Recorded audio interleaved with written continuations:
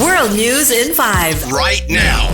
News and developments making headlines around the world in 5 minutes. World News in 5. Here on Radyo Pilipinas World Service.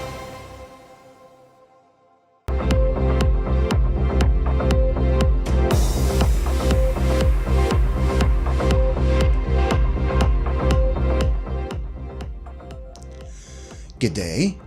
This is World News in 5 here on Radyo Pilipinas World Service. Iran's top diplomat met with a senior Houthi official in the capital city of Muscat in Oman as part of its consultation with allies in the region. The Iranian Foreign Ministry said Minister Abbas Araghchi had a meeting with Mohammed Abdel Salam, the spokesman and chief negotiator of the Yemen National Salvation Government, to discuss its move following Israel's vow to strike back on an Iranian attack. Based on a report by VOA, Araghchi also had a meeting with Saeed Badr al-Busaidi, Oman's foreign minister, to discuss updates on Israel's war against Hezbollah fighters and Hamas militants in Gaza and Lebanon. Iran's foreign ministry spokesperson Esmail Baghai said both diplomats urged an immediate end to the Israeli regime's genocide and aggression in Gaza and Lebanon.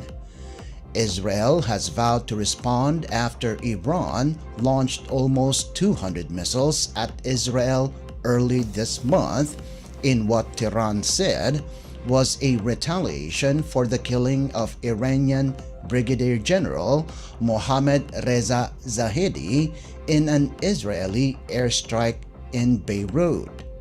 Araghchi also visited Qatar and Saudi Arabia last week to discuss ways to prevent the hostilities to spread across the region and formulate a ceasefire agreement in war-torn Lebanon and the Gaza Strip, as Iran's foreign minister reiterated its stand of peace and not war.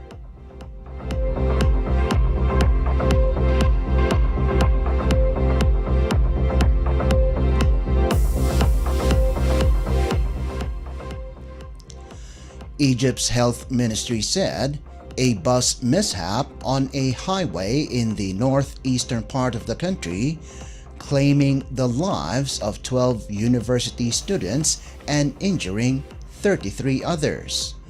Local media reported that students from the Galala University in Suez were on their way back to their dormitory in Porto Sokna Resort when the accident happened along the Ain Sokna Highway.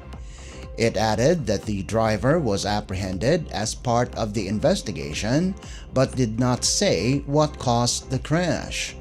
The ministry said the injured students were transported by ambulances to the Suez Medical Complex.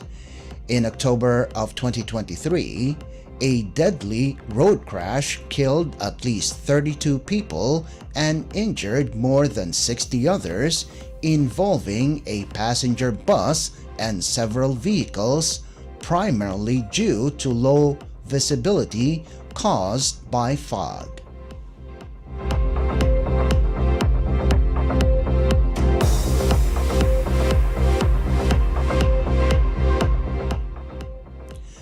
And news from the Philippines Foreign Service posts, 37 overseas Filipinos or OFs composed of 20 adults and 17 children departed Beirut Rafik Hariri International Airport on the 12th of October at 2:30 in the afternoon for Manila by way of Istanbul, Turkey, aboard a flight chartered by the Canadian government.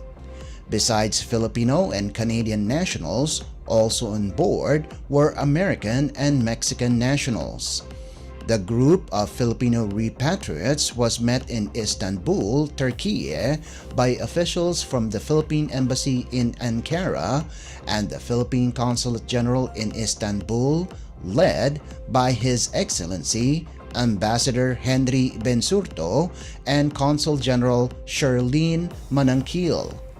The departure of the 37 OFs was made possible through the coordination between the Department of Foreign Affairs or DFA and the Canadian Embassy in Manila, with the participation of the Philippine embassies in Beirut and Ankara and the Philippine Consul General in Istanbul. The 37 repatriates are scheduled to depart Istanbul for Manila on Monday, October 14th, aboard Turkish Airlines flights and are scheduled to arrive on the evening of the same day. The embassy continues to monitor the situation across Lebanon and provides updated safety measures and advisories to Filipino nationals. The embassy strongly urges all Filipino nationals to avail of the voluntary repatriation program, considering the worsening security situation in the country.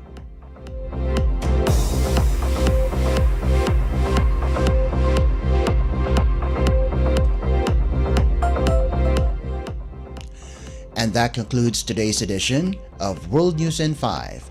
For Radyo Pilipinas World Service, this is Leo Magpayo. Good day. World News in 5. Right now.